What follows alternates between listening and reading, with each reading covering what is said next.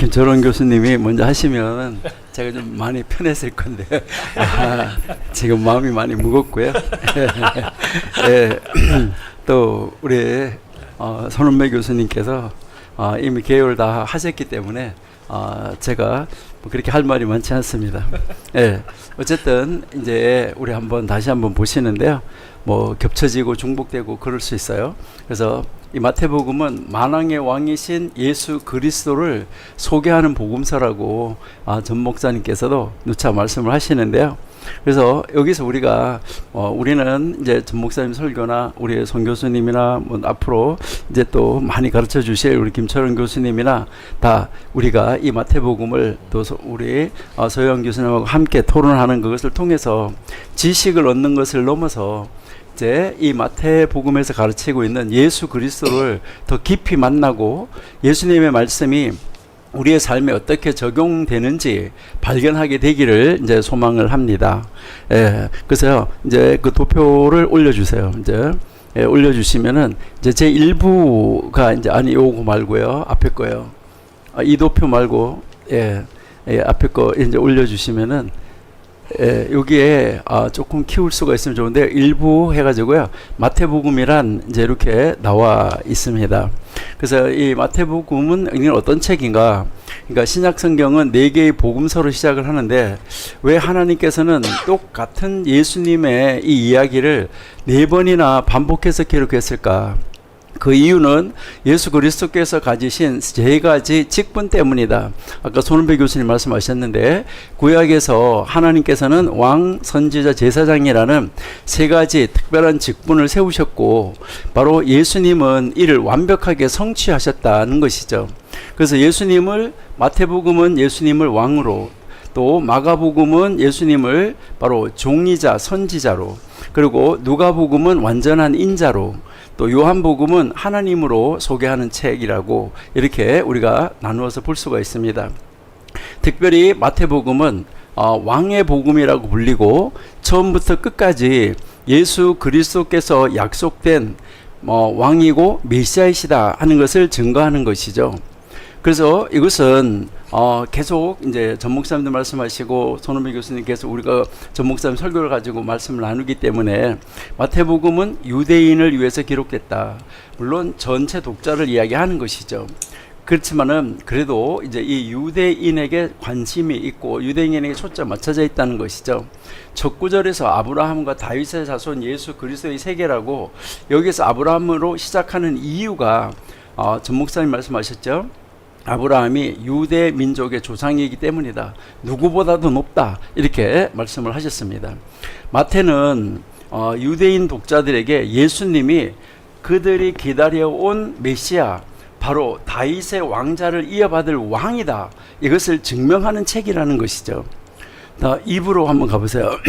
이제 도표에서 2부로 가보시면 이제 이 마태복음의 구조와 특징인데 마태복음은 그러니까 우리 손은배 교수님께서 전체적인 아웃라인을 이렇게 주제별로 보여주셨는데 이 마태복음을 크게 5부분으로 나누어 보면은 이것은 단순한 사건의 나열이 아니라 예수님이 진정한 왕이시라는 것을 증명하기 위한 변론사와 같아 하는 것인데요. 요 다른 도표 하나 올려주시면은 좋겠습니다. 두 번째 도표, 다른 도표에 여기에서 보시면 이 첫 번째가 이제 이 5부분으로 나누는데 첫 번째는 왕의 탄생과 준비, 바로 예수님의 출생과 초기 사건들인데 이게 1장에서 4장인데 족보, 그 다음에 탄생, 그 다음에 동방박사의 경배, 세례와 시험까지 나가는 것이죠. 두 번째가 왕의 가르침, 바로 산상수훈이죠. 예수님의 핵심 가르침과 윤리가 나오는데 이게 5장에서 7장. 그 다음에 세 번째가 왕의 권능과 사역, 예수님의 기적과 제자 사역, 이게 8장에서 18장. 네 번째가 왕의 순환과 그 순환의 예고, 그 다음에 예루살렘의 입성, 이것은 예루살렘을 향한 여정의 그 갈등, 이것을 보여주는 것이 19장에서 25장. 그 다음에 다섯 번째가 왕의 십자가와 부활, 예수님의 죽음과 부활이죠. 26장에서 28장으로 이렇게 5부분으로 나누어진다 하는 것이죠. 이거 앞에 도표 다시 가보겠습니다. 앞에 거 몰래도표로요. 그래서 여러분들이 이 구조를 우리가 살펴본다고 하면 마태복음이 얼마나 치밀하게 왕을 변론하고 있는가 하는 것을 알 수가 있어요. 아주 치밀하게 계획된 책이죠. 단순한 사건의 배열, 나열이 아니라는 것이죠. 예수님이 진정한 왕이 된다는 것을 증명하기 위한 아주 완벽한 변론서였었다라고 우리가 볼 수가 있어요. 그래서 우리가 여기서 이제 마태복음만의 우리가 특징을 우리가 한번 이제 생각을 해볼 수가 있는데요. 아까 우리 손은배 교수님 말씀하셨어요.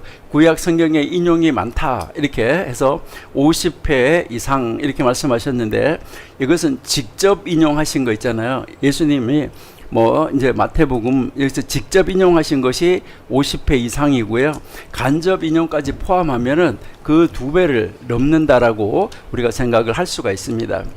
그래서 아까 손 교수님 말씀하신 대로 마태는 계속해서 이는 선지자로 하신 말씀을 일율하심이라는 이 표현을 사용을 하면서 유대인 독자들에게 예수님이 바로 구약에서 예언된 선지자들이 예언한 바로 그 메시아다 이것을 증명한다는 것이죠. 그리고 또 말씀하셨는데 천국이라는 용어를 많이 이제 사용을 한다는 것이죠. 다른 복음서에서 하나님 나라라 그랬잖아요.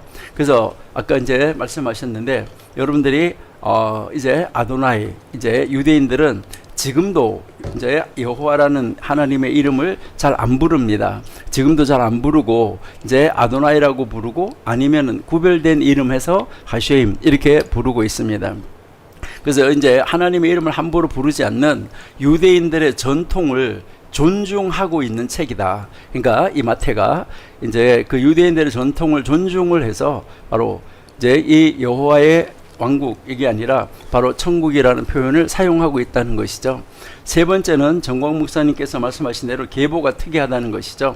이 족보가 특이한데 마태복음의 계보에는 정광 목사님 설교에서 나오는 것처럼 다말, 라합, 룻, 바세바라는 4명의 여성이 등장하는데 이 당시 계보에는 여성의 이름이 기록되지 않는 것이 특징입니다. 더욱이 여기에 등장하는 여성들은 모두 율법의 관점에서 볼 때는 흠이 있는 여인들이었다라는 것을 우리가 알 수가 있는데 이것은 어떤 죄인이라도 예수 그리스도를 만나면 구원받을 수 있다는 복음의 진리를 역력하게 보여주고 있다는 것이고요. 또 전 목사님 설교에서 나타나는 것을 보면 우리가 다음에 자세하게 보겠지만은 14대의 비밀입니다. 마태복음 1장 17절에서 아브라함부터 그리스도까지 이렇게 3번의 14대가 나오는데 실제로 세어보면 마지막이 13세다, 13세대다. 그래서 이게 나머지 하나, 이것은 오류가 아니라 하나님께서 구원받은 성도, 바로 우리가 들어갈 자리라고 정광 목사님께서 말씀하시는데 이것은 우리가 좀 더 다시 다음 시간에 좀 세밀하게 볼 수 있기를 바라고요. 그 다음에 3부로 한번 가볼게요. 3부로 올려주시면은, 여기에서 이제 이게 주요 주제들이 나오는데, 아까 우리 손은배 교수님께서 주제들을 쭉 말씀해 주셨는데, 여기에서 보면 동방박사가 나오는데, 이 사모하는 자에게 임하는 계시를 보여주는 것이 동방박사의 계시다. 나중에 우리 전 목사님 설교를 다시 한번 동방박사에 대해서 들으면서 이 동방박사에 대해서도 우리가 앞으로 좀 더 심도 있게 자세하게 토론을 해보도록 하겠습니다. 그래서 많은 사람들이 동방박사를 바벨론의 점성가로 알고 있지만은 성경을 자세히 보면 그들은 메시아 언약을 사모하며 기다리던 신앙인이었다. 바벨론 포로에서 돌아오지는 못했지만 메시아를 향한 신앙을 버리지 않았던 다니엘의 후예들이다 하는 것을 우리가 알 수 있어요. 그래서 여기서 보면 동방박사들의 정체성은 무엇인가, 그 다음에 또 별을 통한 그 계시와 예물이 무엇을 상징하는가, 별은 무엇을, 이제 또 이 3가지 예물은 무엇을 상징하는가, 이것을 통해서 우리가 더 정확하게 예수님이 왕이라는 것을 알 수 있다 하는 것을 볼 수 있습니다. 간단하게 한번 우리가 생각해 보면 황금은 왕의 예물, 왕으로서의 정체성, 유향, 제사장의 예물, 제사장으로서의 중보 역할, 모략은 장례용 향료지요. 이것은 희생 제물로서의 죽으신 예수님. 그래서 이것을 우리가 볼 수 있는데요. 여기에서 이 메시아에 대한 유대적 기대는 보통 왕의 역할에만 초점이 맞춰져 있어요.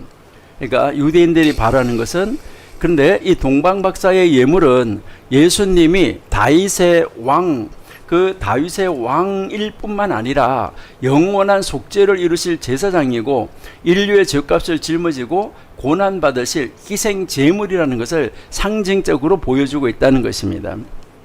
여기서 우리가 신학적 의미에서 보면 이방인인 동방박사들이 먼 길을 찾아 나섰을 때 구약 지식을 완벽하게 알고 있던 예루살렘의 지도자들은 사모함과 순종이 부족했기 때문에 메시아를 찾아 나서지 않았던 것을 우리가 알 수가 있습니다. 그리고요, 이제 두 번째 여기서 보면 산상수훈인데 이것은 우리가 천국의 헌법이다라고 우리가 한번 생각해 볼 수 있습니다. 그래서 이 산상수훈은 천국의 헌법, 바로 예수님은 그 헌법을 우리에게 주시는데 법을 폐하러 오신 것이 아니라 완전하게 하러 오셨다라고 우리에게 지금 말씀을 하시는 것이죠. 그래서 이 팔복은 세상의 복과 천국의 복이 얼마나 다른지, 그리고 이 8가지 복이 어떻게 연결되는지 우리에게 잘 가르쳐주고 있는데 우리가 이것에 대해서도 자세하게 한번 또 같이 토론을 하는 시간이 아마 있을 것입니다.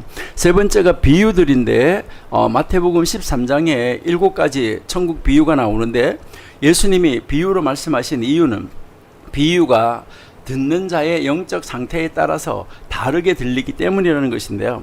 열린 마음, 바로 열린 마음을 가진 자에게는 깊은 진리가 계시되지만 닫힌 마음을 가진 자에게는 단순한 이야기로 들릴 뿐이다 하는 것이고요.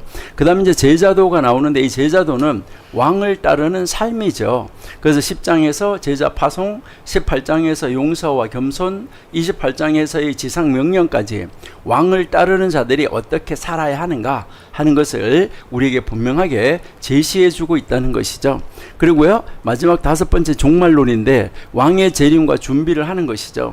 예수님의 재림과 종말에 대한 이 중요한 가르침을 담고 있는데 열처녀 비유, 달란트 비유, 양과 염소의 비유를 통해서 우리가 어떻게 그 천국을 준비해야 되는가 가르쳐주고 있는 것이죠.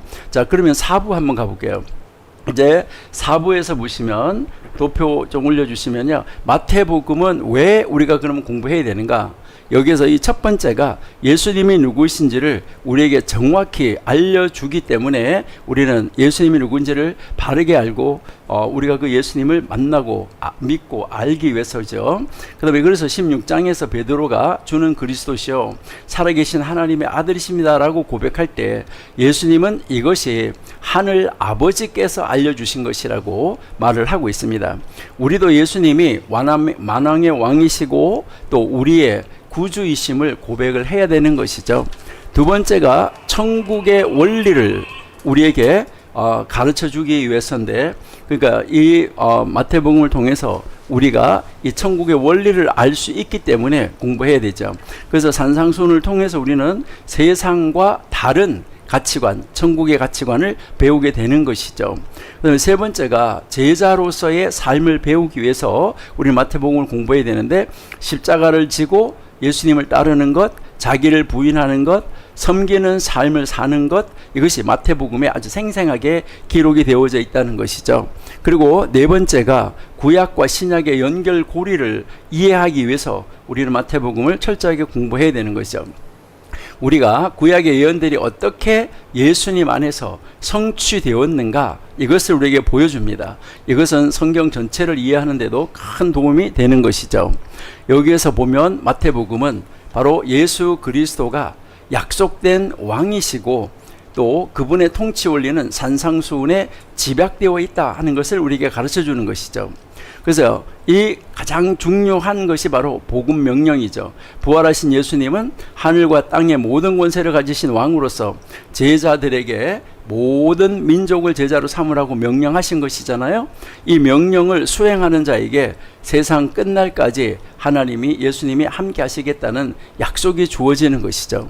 여러분, 우리가 이 마태복음을 통해서 왕이신 예수님을 더욱 우리가 깊이 만나고 그분의 바로 왕국의 법을 따라서 우리가 살아가고 왕국 확장에 동참하는 복된 그리스도인, 바로 예수님의 사람, 그리스도의 사람으로서 우리가 바르게 세워지기를 기원합니다. 그래서 우리는 이 마태복음을 통해서 하나님이 바로 구약 성경에서 말씀하셨던 그 왕이요 제사장이요 선지자이신 분이 바로 이 신약에서 오신 예수님이라는 것을 마태복음을 통해서 우리에게 자세하게 가르쳐주고 있기 때문에 우리 앞으로 다음 시간부터 이 놀라운 왕의 복음을 하나하나 우리가 열어가면서 하나님 앞에 기도하면서 열어달라고, 마음을 열어달라고 기도하며 이 마태복음에 숨겨져 있는 놀라운 역사를 우리 정광훈 목사님 설교와 우리 귀한 교수님들 말씀을 통해서